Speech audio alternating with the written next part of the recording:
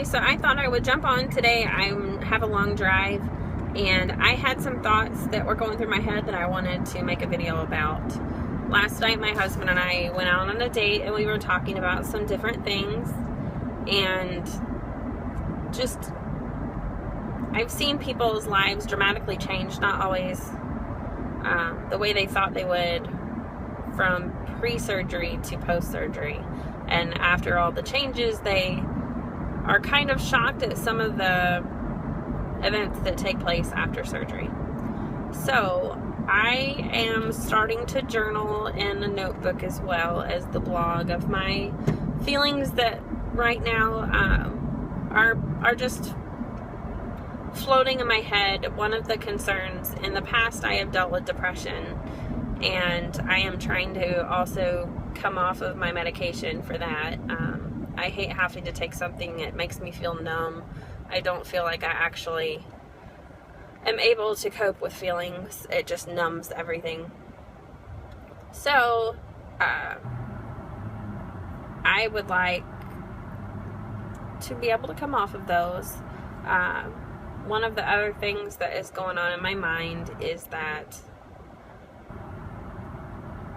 when I start exercising and start jogging again and start losing weight, through the journeys I've had so far, the attempts I've had, I start to feel this fire, an excitement of how I feel when I run, and wanting to do 5Ks, wanting to do a Ragnar relay someday, wanting to do color runs, half marathons, some of the fun things like the inflatable races, or the foam where they have like all the bubbles and that kind of stuff, just theme races. And my husband, when I met him, did 5Ks, and he was a runner, and we just have gotten, I feel bad. I feel like I have drug him out of that because he quit all of that after he met me, and I wonder what role I played in all of that. And I feel like that my depression was, would it be self-perpetuating, that it was kind of a spiral. I would get depressed and then think that that's not me. And we talked about how when I am in that funk, that I think that it's just me, that I'm just grumpy, and I'm just, this is me, and this is just the best I get. And he has always seen through that. He knows better. He knows the inner me.